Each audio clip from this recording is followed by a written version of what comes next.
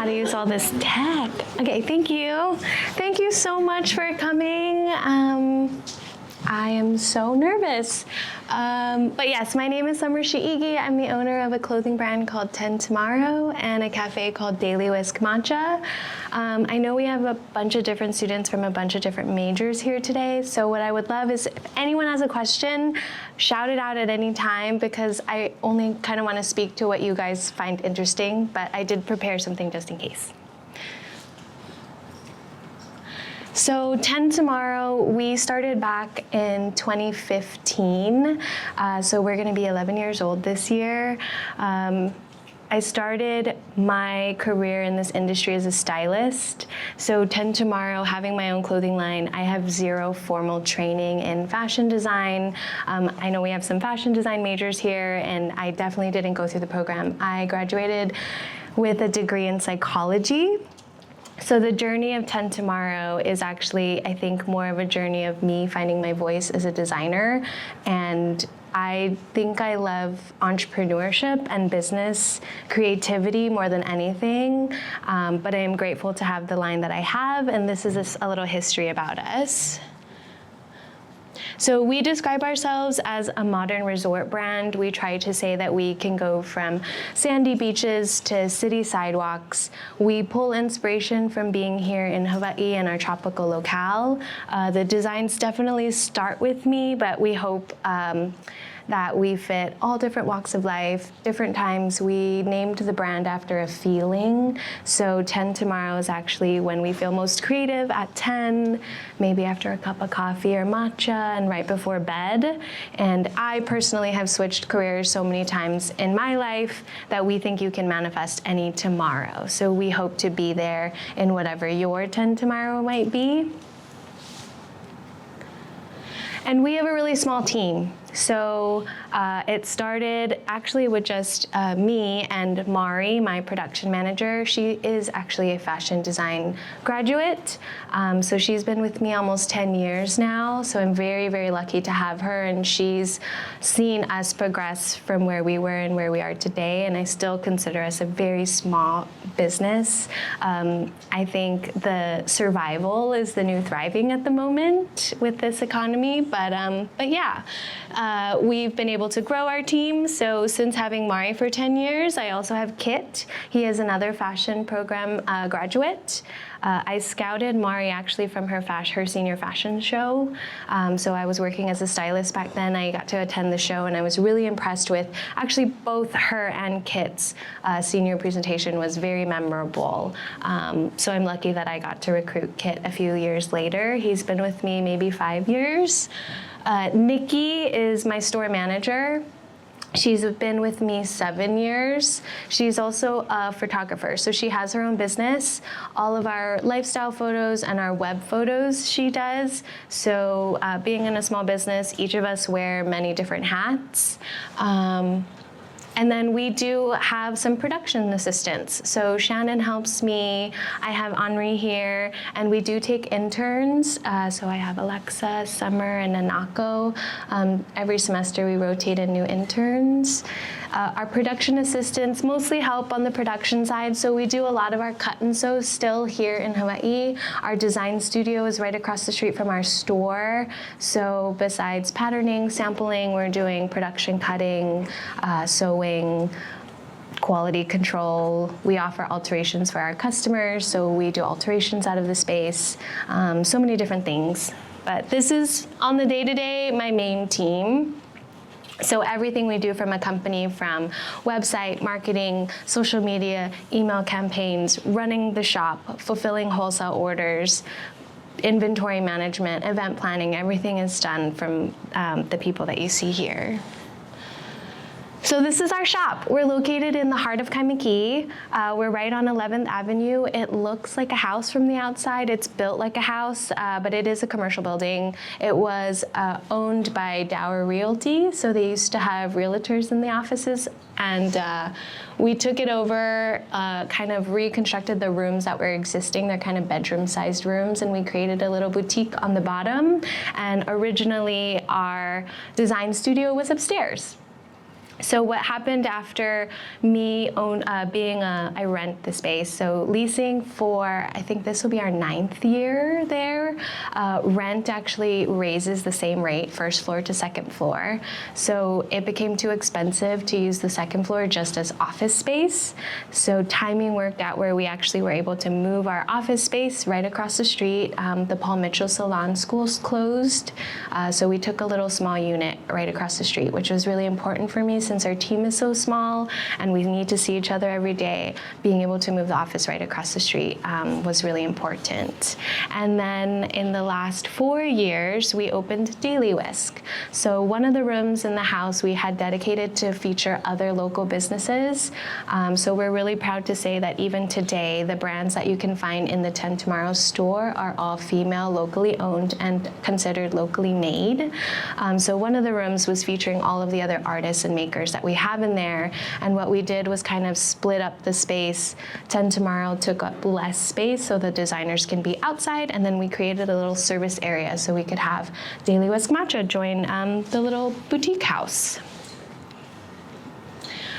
So this is some of the things that we do in a day, from designing, sourcing, patterning, sample making, cutting, quality control, fulfillment, marketing, e-commerce, merchandising, sell plans, events, customer service, alterations, photo shoots, line sheets, lots of budgeting, lots of forecasting, lots of accounting, networking, mentoring, systems recruitment, and research. But again, if anyone has any questions about anything specific that we might be doing, I would love to dive into what you guys are thinking. Just some history. So I did graduate with a psychology degree, and you might be wondering how I ended up here. So after I graduated, I thought I wanted to work in early child development. So I was working at a special ed preschool where we had a handful of students who had autism. And so while I did that during the day, on weekends and nights, I was working for another boutique. And I think the work with the psychology, as much as I loved it, it wasn't what I thought it was gonna be. And so the boutique life kind of stole me away. And at that time, I graduated college back in 2007. There was a huge boom of like independently owned boutiques here. Each of them had their own clientele, their own style, their own brands that they would source and carry. So I created a business. Instead of creating further competition and doing another store, I wanted to build a business that could uplift the community as a whole. So I created Summer Style. And so it was a personal styling business where I created contracts with these boutiques where I could pull clothes from them and create a luxury shopping experience for customers looking for styling help so they can shop from their home or office with looks that I would curate for them.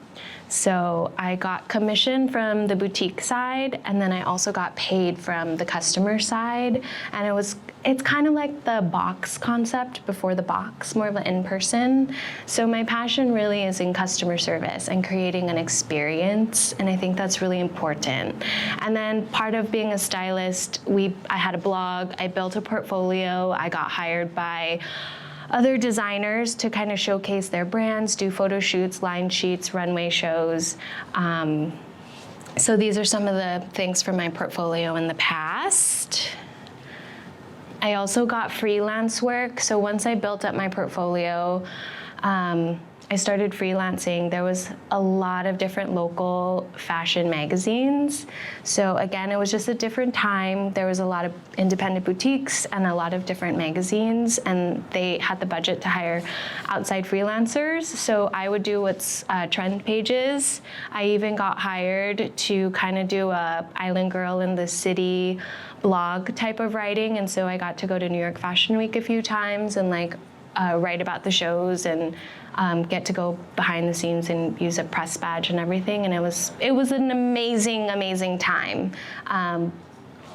And I think I just got in at a good time where there was work. I'm not connected to the industry as a whole now. I'm just in my small business bubble, but I feel like magazines have downsized. I know their creative directors are also their writers, and there is no stylist. The writer is also the stylist, and all of these things. So I got really lucky that I got to work on a lot of different projects and build my styling business that way.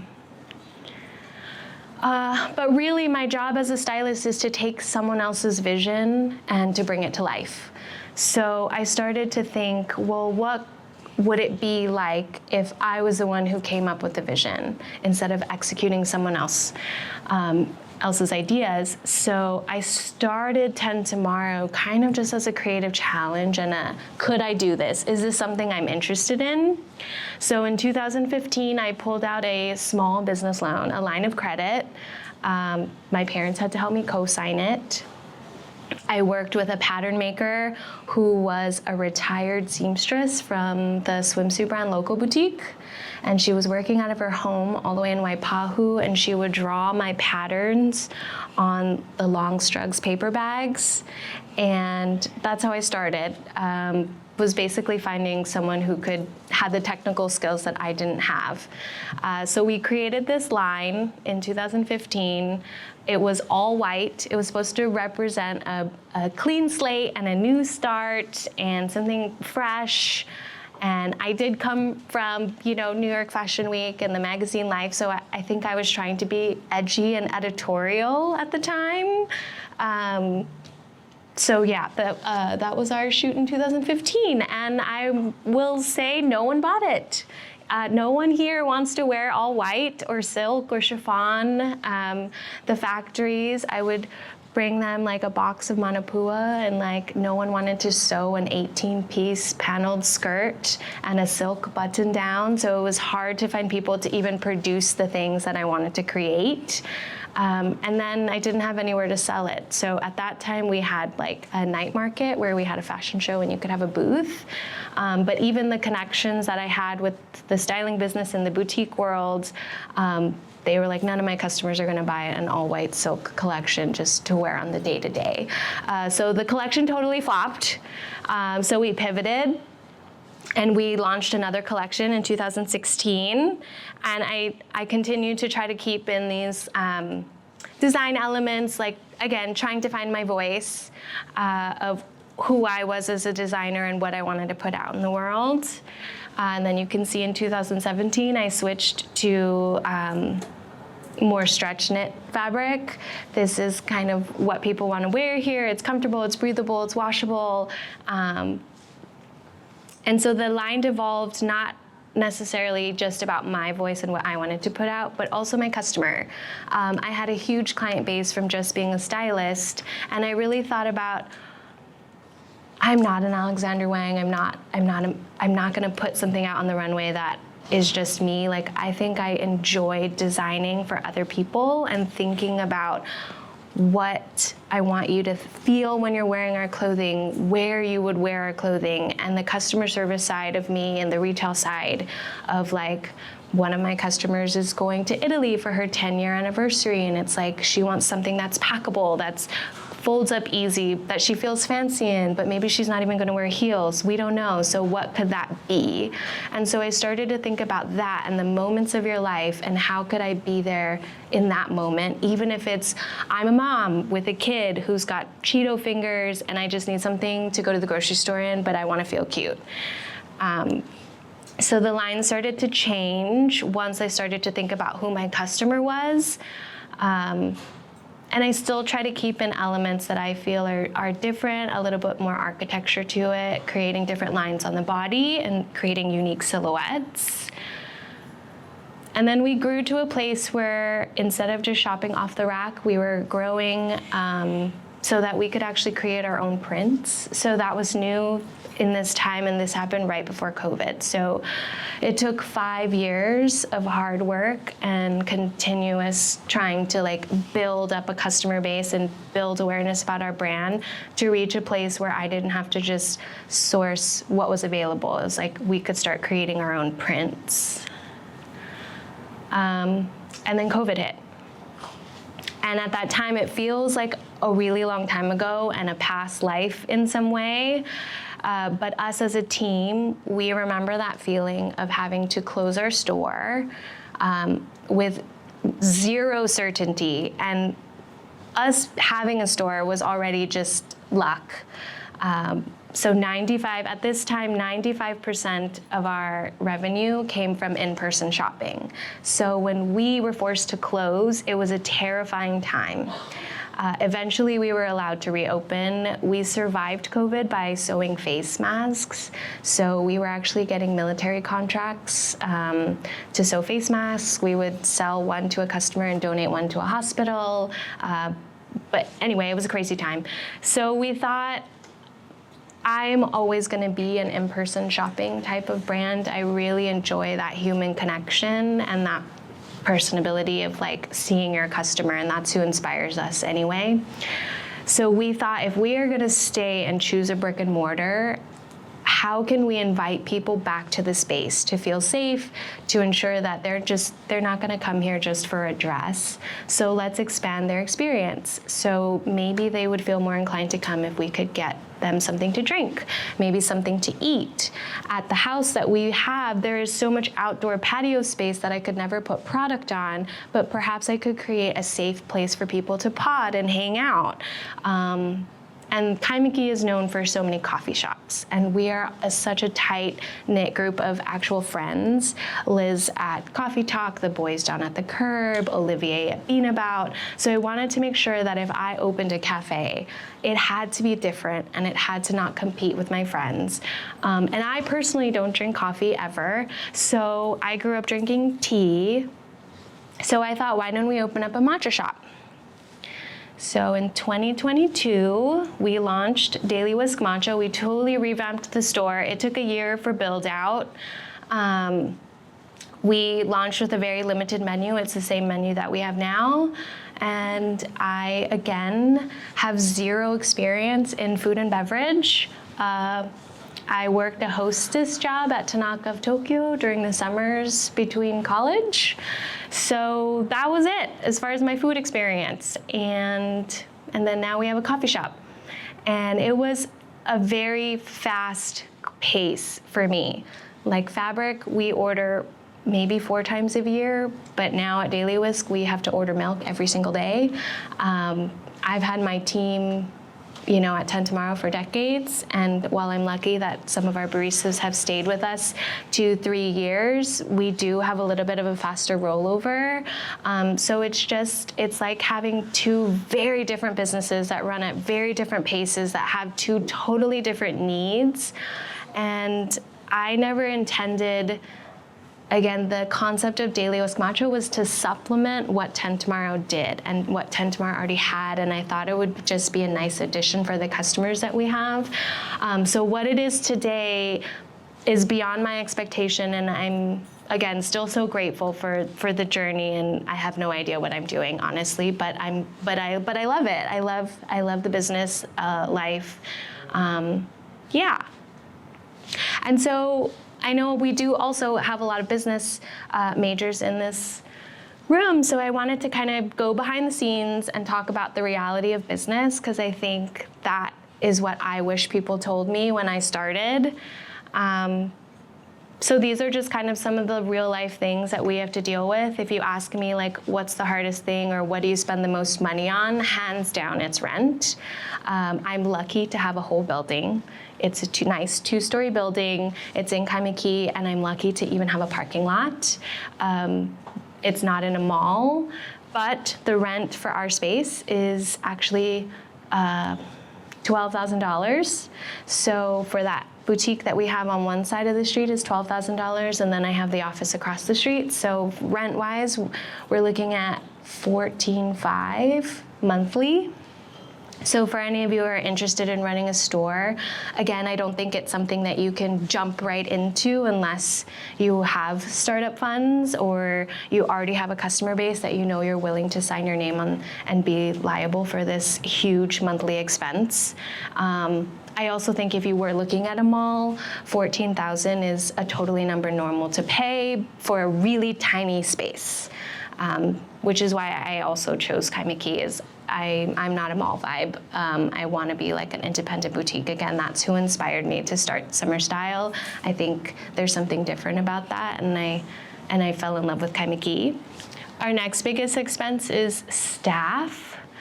So to run something like Daily Whisk, our staff actually costs us $24,000 to $30,000 a month on top of rent. We have 9 to 10 different baristas, and we are continuously growing. And we used to start having half days, and we only needed 1 barista at a time, maybe 2. And now we're up to a place where we have 3, maybe 4 baristas in there per day. 10 tomorrow, maybe we only paid $24,000 a month. We have 1 person in the store at any given time. We're closed on Sundays. But that doesn't go to like paying my factories and stuff. So cost of goods is also really high. Daily Whisk, not so much. We buy things in bulk. We buy matcha in like the palletfuls. But 10 tomorrow, we have to launch collections. So the cash flow for running a fashion business is hard. You have to not just have enough money for the collection that you're selling currently, but if you want to have continuous stock, your collection that's on the floor should already be paid for, and you're paying for the next round of production. So our production could cost anywhere from $14,000 to $30,000 just for a collection. And that's, I think we only have we run really lean, so we only have maybe 8 to 16 styles per collection, and we only do 1 print at a time. Yeah. And then we launch, I think this year we're gonna do 6 collections. So we're growing it, but we usually only have 4. Utilities, it's like a house, so we have to pay for electrical, water, internet, alarm systems. Marketing, I just recently grown to a place where we're outsourcing some of our marketing.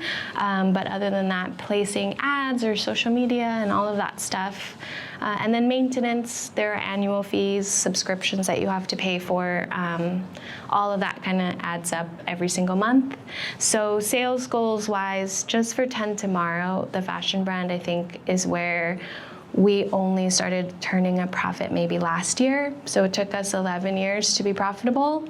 And that's very slim margin. We have to make at least $32,000 to $40,000 to cover costs and have some money in the bank for the next collections. Revenue-wise, we both Daily Whisk and 10 Tomorrow direct to consumer sales is our biggest revenue driver. Both businesses do wholesale, so 10 Tomorrow is in a few boutiques around the island. We used to be in bigger chains like Nordstrom before COVID. A lot of the boutiques that we were on Outer Island actually didn't make it through COVID, but we used to have a lot more accounts back before COVID. So we're still trying to get back to that place where we're wholesaling the brand in a different way. Daily Whisk actually provides matcha to other cafes and restaurants. So we have partnerships, and we don't like to gatekeep, so we sell our matcha to places like Better Days, Kaimiki Shokudo, Bird's Nest, Sunny's Local Grinds, Chilla's Shave Ice. But even that, with the matcha boom that's happening, all of our customers, which is we're grateful for, are growing their matcha sales. So luckily we have a direct-to-farm connection, but we're not taking on any new clients right now for Daily Whisk because we want to make sure that we ensure that we're good partners to our existing clientele and can service them. And then events. So both sides do events. 10 Tomorrow actually goes to Japan, so we showcase our brand in Japan. We focus on the Japanese market. We do a few shows in different cities during the summer, and our biggest event is Made in Hawaii. I will definitely say that we wouldn't survive without doing events like Made in Hawaii. It helps us. It's perfectly timed during the summer, so the revenue we make there generates what we need for the holiday collection, and then the holiday collection helps get us to the summer. So it's a really nice life cycle. Daily Whisk, we do events. We've done corporate events, we've done weddings, pop-ups here and there. So yeah, and then we also host events. So part of me as a business owner, I want to make sure that we are uplifting the community as much as we can. So we utilize our space and our house and our porches, and we host pop-ups. So on Saturdays, occasional Sundays, we'll host other businesses and other makers and brands, people usually who don't have storefronts, try to give a platform for other people in collaborative marketing and continue to be a place where community can come and gather and we're stronger together. That's really important to me. Yeah. But key takeaway is that I did not have any formal training. I definitely started businesses where I didn't even work in the industry prior. So I wouldn't be here without my amazing team on both sides. And I am grateful for the journey. I'm learning along the way still. And all of my beautiful customers who help support us throughout the years. I wouldn't be here without any one of those key people. So thank you.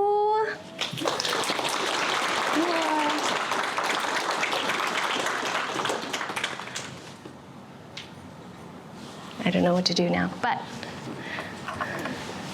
Does anyone have any questions for Summer? Yes. You mentioned the struggle of owning two businesses and managing the different places when they run, like how they run at different paces, one runs a little faster, one runs a little slower. But what are some of the other challenges that you've come across regarding running two businesses, and what advice do you have for future business owners? Let's see, I think financing two businesses is a challenge. I wouldn't have been able to actually, Daily Whisk was funded because there was a lot of state funding and federal funding during COVID. I used some of those grant monies instead of reinvesting it in 10 Tomorrow. I really believe that 10 Tomorrow was an engine that we were getting somewhere. And so I used that grant money to pivot to start Daily Whisk. So COVID ended up being one of the scariest things, but it really was a launch pad for us. And I still continue to constantly look for grant funding. There's a lot of state and federal funding out there for small business owners. This administration has been a bit tougher, but I have received state funding for just being a manufacturer, for being a woman in business, for being an exporter. So the reason why I got to start trying to go to Japan was because there was grant money for that as well. So I think for me, yeah, finances is kind of the biggest thing, the biggest challenge, especially on the day-to-day, but I'm constantly trying. That's, I think, my job as the entrepreneur is to creatively come up with the solutions that we need. Yeah. Thank you. Yes.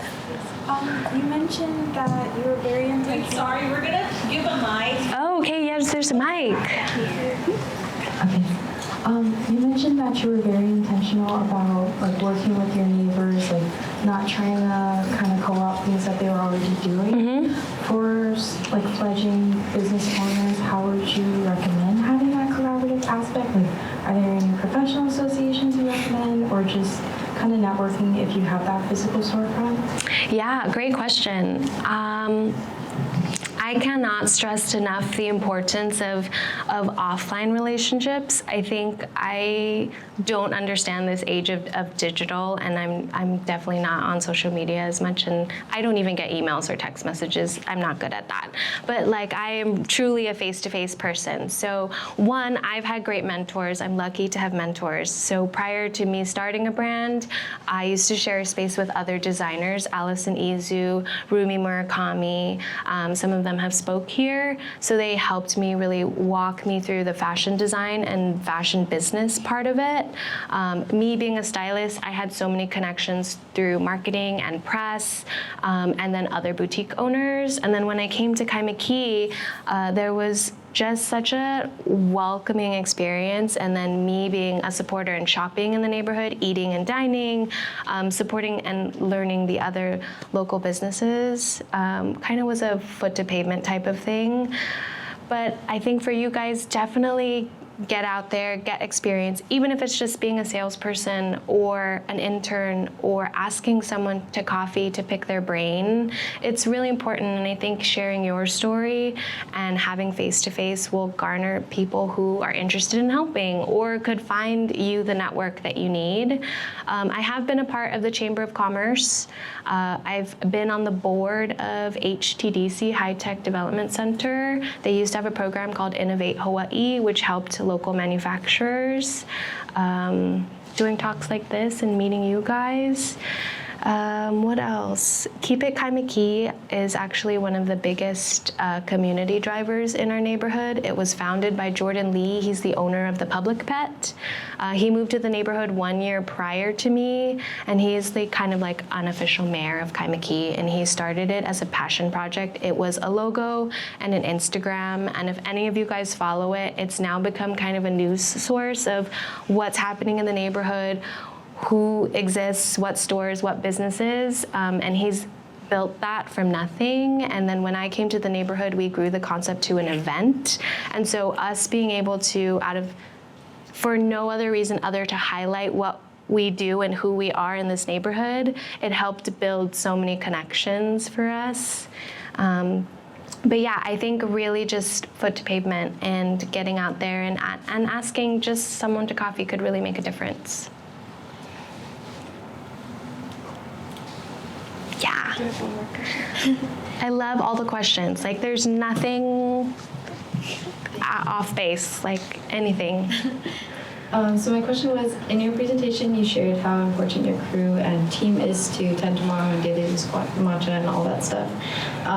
But when recruiting your staff, what were some of the qualities you looked for? Oh, great question. For 10 Tomorrow, I think we are always looking for people with technical skills. So I think if I could just go on a little tangent about how the sewing industry here is dying. Prior to Camille opening Aloha Cotton Cloth, my youngest sewer was in her 60s and a grandma. And it's really hard to continue to have a made in Hawaii product.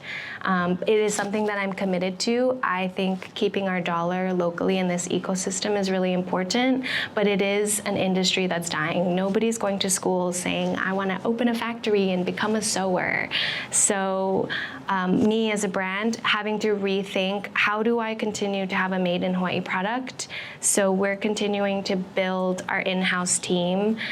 So the people who can pattern, we use a digital program called PAD. Graphic designers, pattern makers, sewers, cutters, and these are skills that I think our team would be willing to invest and teach, but we find valuable if you come with it ready, that there's more things that we can have you do within the brand. Daily Whisk, it's a fast-paced environment, so I'm looking for people who are positive. Customer service is something that I'm huge into on both sides, so you have to be personable, have to love the customer service, willing to try something new, and then stays calm under pressure. Yeah.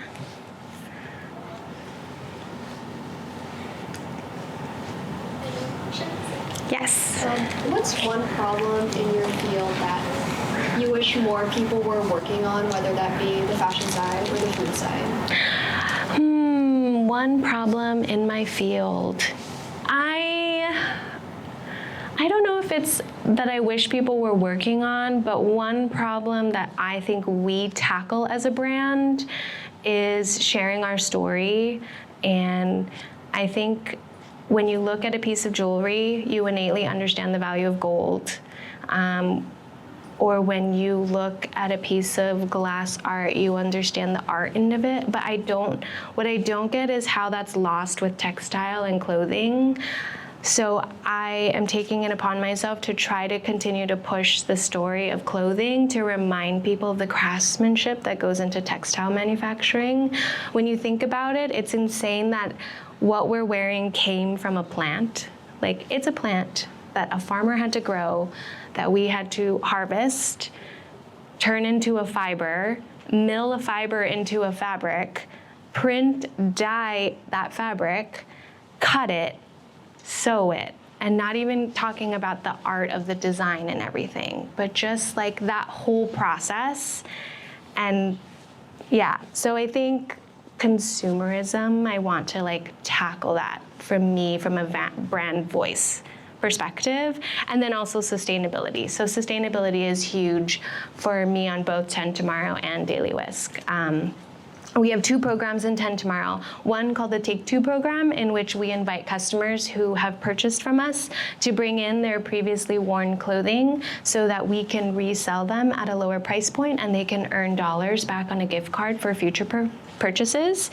And 2, we have something called the Designer program, where you can come pick any of our styles, choose from any of our available fabrics, let us know your size. If you don't know it, we could take your measurements and we will create that style for you as a one-off. So both of those programs are to hopefully alleviate the waste that we're putting out there, teach people about more mindful shopping and where it comes from and who you're buying from, and then also have something that's price inclusive.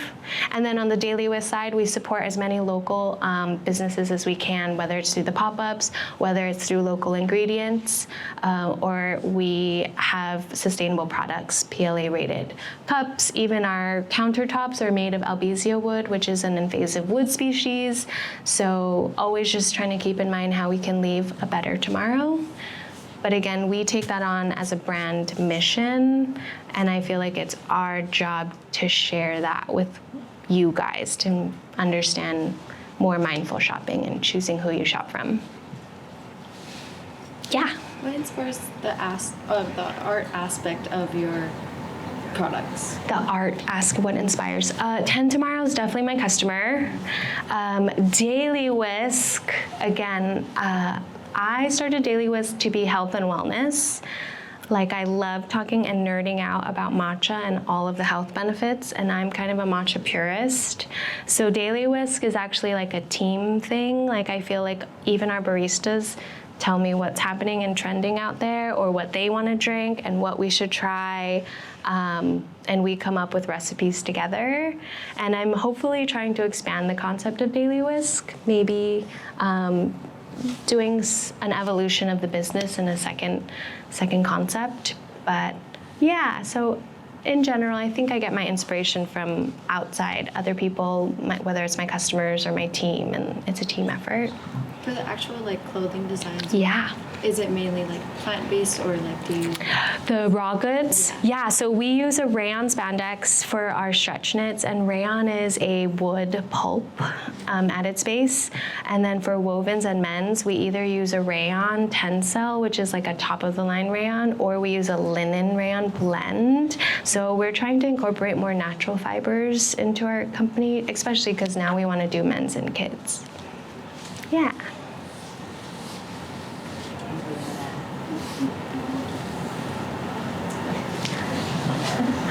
Thank you so much for sharing your story. What's like the biggest motivation you had, or what has been your biggest motivation to like keep you going when things get hard? I think what we represent is really important. Like, being a small business, being a woman in business, being a woman of color, and having brand values that I always say philosophy over profit. I think there are a lot of companies out there who will ditch the philosophy just to be successful. So I think our survival is like a rebellion against Amazon and Target and all of that. But on the day-to-day, I love my team and I love coming to work, and we win together, we struggle together. So I think that's what my motivation is. Yeah, we're in it to win it and hopefully survive and make it through. Hi, yes. Hi. Kind of piggybacking off of that, can you talk a little bit more about being a female business owner and like some obstacles that you've had to overcome in the past 10 or 11 years? Yes, female business owner. I think I'm very lucky in, again, the timing of how I came to be in this business. I don't know if it's going to be as easily replicated, but I do think people look at us and pigeonhole us. So when you are trying to look for funding and you're a girl saying you want a fashion brand or you want a store, I felt like I had to work harder to prove that like this was something that I could do. Yeah, I'll just leave it at that. But it is hard. And again, I am lucky for the mentors that I had and the connections that I do. I think me in this journey of having a business, I have seen now when I look back at all of these things, what was not obvious was I think I was rejecting who I was when I first started. Like that whole white collection, which was supposed to be like a new start, fresh start, also kind of looked like a blank slate. Like I was afraid to take a stand in one way or another. And I do feel like this journey, I was hiring, blonde hair, blue-eyed models, which was like my vision of what I thought was beautiful, and also a rejection of who I am and what I represent and what I thought the fashion industry wanted to eat up. So I'm finding even now more power in like our own voice and who we are and picking a lane and being able to put 10 toes down on that. So we actually just launched a collection in collaboration with an artist, Kaylin, called Nishime, and it's inspired by the Japanese New Year's dish. And I think Daily Whisk and this collection is really bringing me back to my roots and my culture and my heritage. And it was something that I didn't realize until now that I might have been pushing away because I don't know, I didn't think it would be accepted, or maybe I didn't accept that part of me, So yeah, I think owning a business is an incredible journey, and I look forward to the more things that we evolve with it. Yeah. I hope that answered your question. Yeah, okay. Yes? What struggles do you think that you wish you knew more about? Or that you would give to us? Like, what advice would you give us? Yes.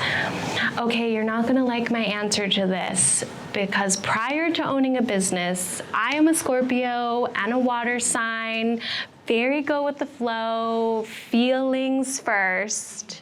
But the advice that I wish someone gave me, and they probably did and I ignored it, was to pay attention and have a plan, financial budget, forecasting, accounting. Take an accounting class. Like, I think that's the best thing you guys could do if you wanted to start a business. And all of you are already shaking your heads at me. I know this pain, I do. My parents are accountants. So again, it's just one more thing that I absolutely rejected and was like, I don't need this.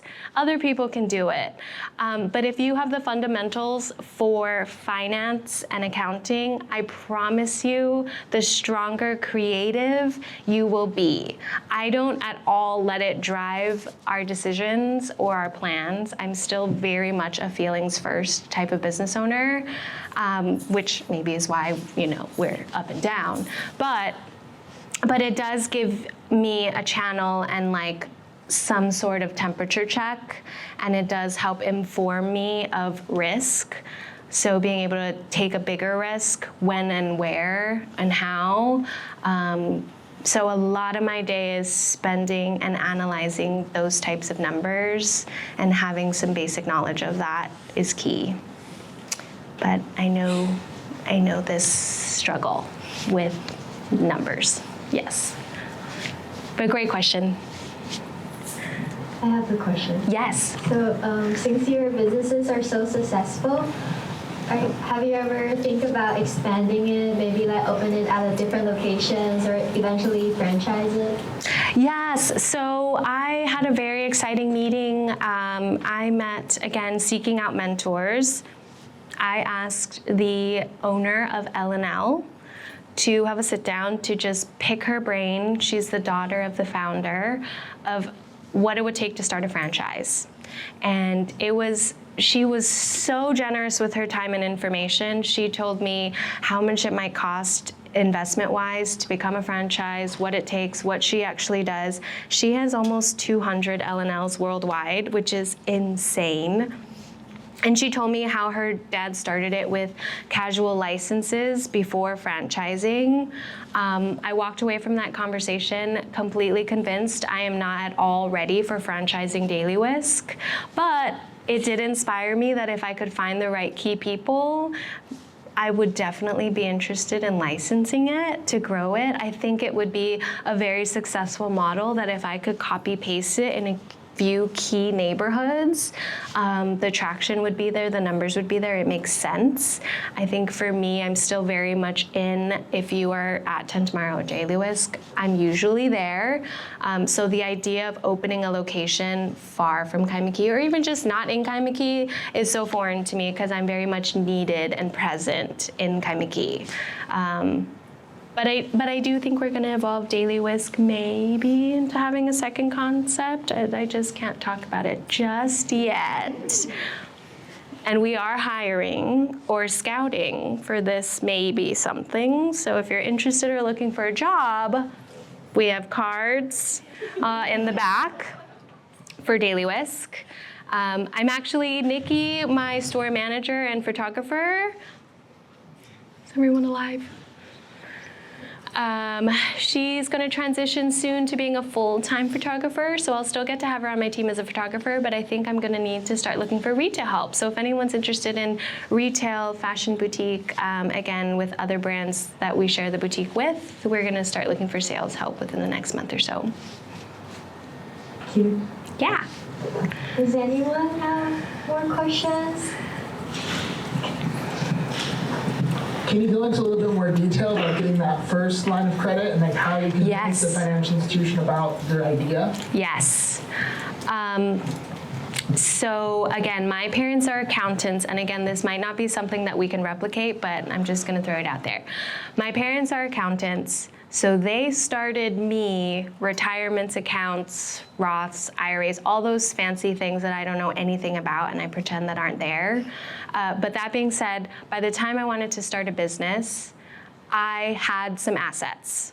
So when I went to the bank and I asked for a line of, they wouldn't give me a business loan. They said that you can only apply for a line of credit. When I went to the bank, I showed them my business plan. I pitched really hard. I got totally rejected.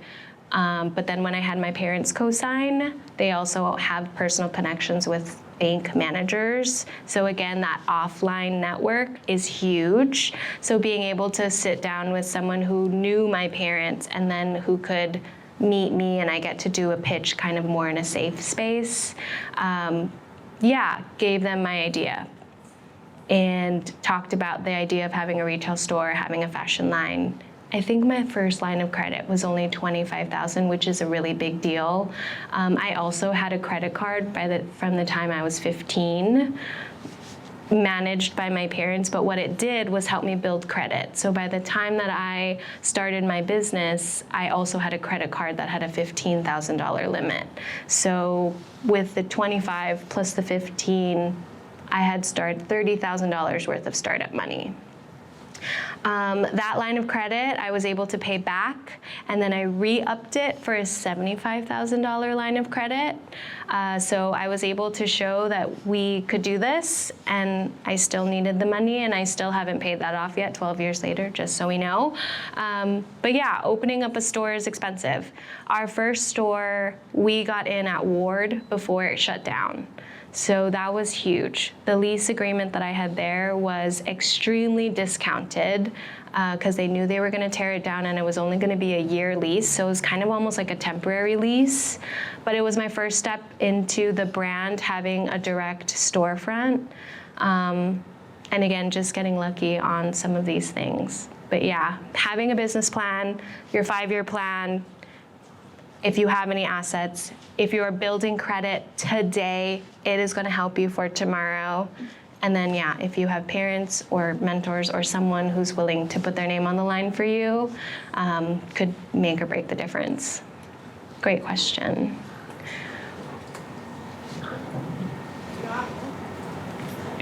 not a question, but this Friday we're actually hosting a accounting fundamentals workshop. So if you are interested, as Summer said, this is a very important life skills you should have. It's free. We'll have refreshments. It's going to be hosted by an accounting professor as well as a owner of a mortgage company. So if you're interested, it's this Friday at 4:30, and you can sign up on our website. Okay, thank you. I just wanted to throw out there. Yay, I love that. Any questions? Okay.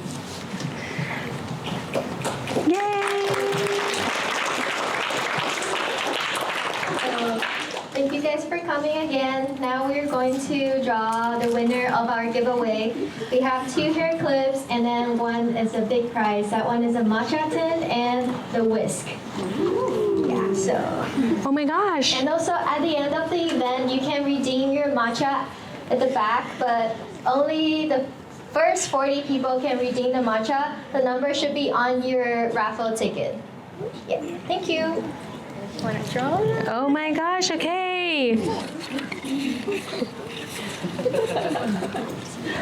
Okay. Good luck. Thanks again for coming, everyone. This is crazy how many of you there are. So this one is for the hair clip. The number is 566073.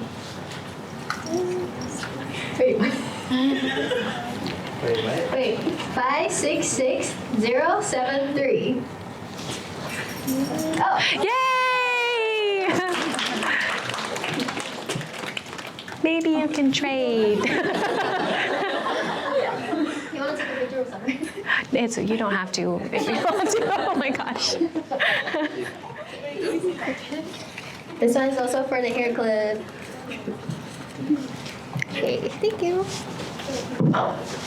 566093. Yay! Yay!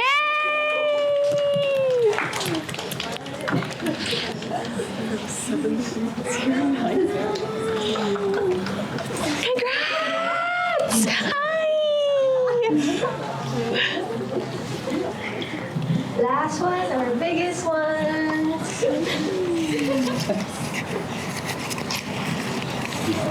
This one. Thank you. Okay, it's 566094. Yay!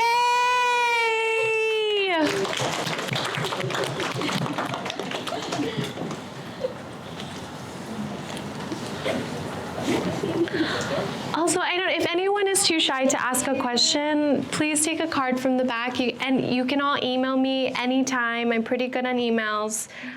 So feel free to ask me anything if you're interested in business, fashion, cafe life. I am available and here for you however I can be.